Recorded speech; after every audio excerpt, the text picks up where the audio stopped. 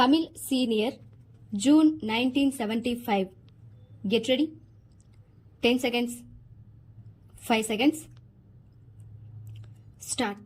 நமது நாடு சுதந்திரம் பெற்று 27 ஆண்டுகள் ஆகிவிட்டன என்றாலும் உணவு உற்பத்தியில் இன்னும் சுய தேவையை பூர்த்தி செய்ய இயலாத நிலையில்தான் உள்ளோம் என்பதை நாம் ஒப்புக்கொள்ள வேண்டியவர்களாக இருக்கிறோம். இன்றைய நாட்டு நிலையும் இதைத்தான் நமக்கு உணர்த்துகிறது. பருவமழை தவறியதே இந்த நிலைக்கு முக்கிய காரணமாக அமைந்திருக்கிறது.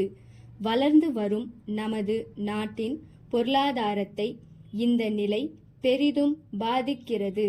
கடந்த பல ஆண்டுகளாக நாட்டு மக்களின் இன்றியமையா தேவையான உணவுப் பொருள்கள் உற்பத்தியில் அரசு உன்னிப்பான கவனம் செலுத்தி வந்துள்ளது என்பதை மறுக்கவோ மறக்கவோ முடியாது.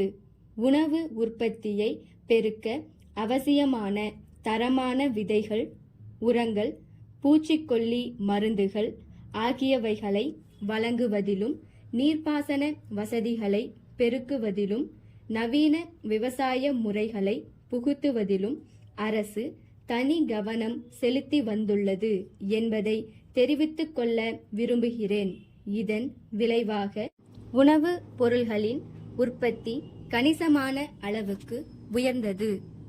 எனினும் உணவு உற்பத்தி நமது தேவையை பூர்த்தி செய்யும் அளவுக்கும் குறைவாகவே உள்ளதே தவிர உபரியாக இருப்பதாக கருத முடியவில்லை. ஆங்காங்கே உணவு தட்டுப்பாடு உள்ளது. இந்த நிலை மாறவும் விலைகள் ஏறாமல் இருக்கவும் தகுந்த நடவடிக்கைகளை அரசு எடுத்து வருகிறது. பொதுமக்களுக்கு நியாய விலையில் அரிசி வழங்கும் ஏற்பாடு நடைபெற்று வருகிறது. அரசு எடுக்கும் முயற்சிகள் வெற்றி பெற வேண்டுமானால் பொதுமக்களின் ஒத்துழைப்பு மிக மிக அவசியம் என்பதை தெரிவித்துக் கொள்வதோடு அது தாராளமாக கிடைக்கும் என்ற நம்பிக்கையும் எனக்கு உண்டு. விவசாய பெருமக்கள் தாங்கள் உற்பத்தி செய்த உணவுப் பொருள்களில் தங்களுக்கு தேவையான அளவு போக மீதியை கூட்டுறவு ஸ்தாபனம் அல்லது அரசு துறை அதிகாரிகளிடம் விற்றுவிட வேண்டும் என்று கேட்டுக்கொள்கிறேன். அதேபோல அரிசி வாங்கி உண்பவர்களும் தேவைக்கு மேல் அதிகம் வைத்துக் கொள்ளக்கூடாது என்றும் கேட்டுக்கொள்கிறேன். கடத்தல், பதுக்கல் போன்ற சமூக விரோத நடவடிக்கைகளில் ஈடுபடுபவர்களை பற்றி ஆங்காங்குள்ள அரசு அதிகாரிகளின் கவனத்திற்கு கொண்டு வருவது ஒரு சிறந்த மக்கள் சேவை என்பதை வலியுறுத்த விரும்புகிறேன்.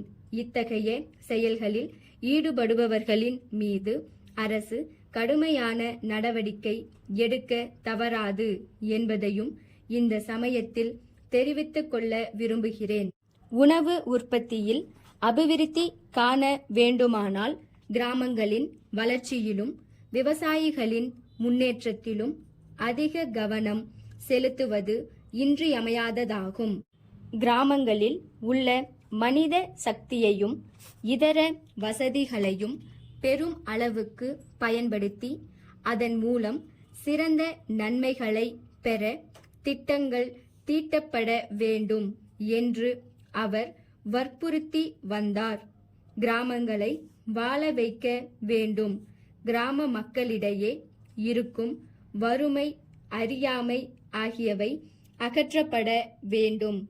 நாகரிகமும் பண்பாடும் உடைய மக்களாக அவர்கள் மாறி மீண்டும் நல்வாழ்வு பெற வேண்டும் என்று கேட்டுக்கொள்கிறேன்.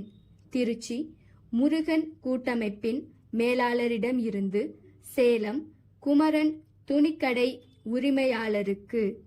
அன்புடையீர், எங்களுடைய அஜந்தா பருத்தி புடவைகள் தங்களுக்கு மிகவும் பிடித்திருக்கிறது என்றும் தங்கள் பகுதி மக்களை அவைகள் வெகுவாக கவர்ந்துள்ளன என்றும் அறிவதில் நாங்கள் பெருத்த மகிழ்ச்சி அடைகிறோம். நாங்கள் கடந்த ஏப்ரல் திங்களில் அனுப்பி வைத்த பட்டுப்புடவையின் விலையை பற்றி தாங்கள் குறிப்பிட்டுள்ளீர்கள். விலையை குறைப்பது இயலாது என்பதை நாங்கள் வருத்தத்துடன் தெரிவித்துக் கொள்கிறோம்.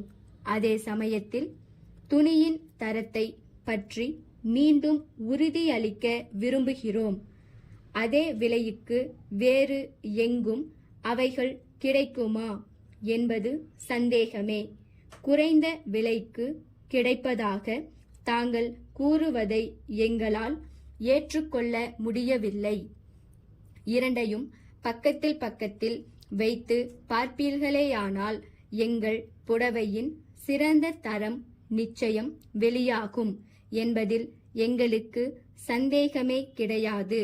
வாடிக்கையாளர்கள் தரும் பணத்திற்கு சிறந்த முறையில் சரக்குகள் அளிப்பதே எங்களுடைய குறிக்கோள். இந்த முயற்சியில் நீங்கள் எங்களுக்கு உதவ வேண்டும் என்று கேட்டுக்கொள்கிறோம். தங்கள் நம்பிக்கையுள்ள ஸ்டாப்.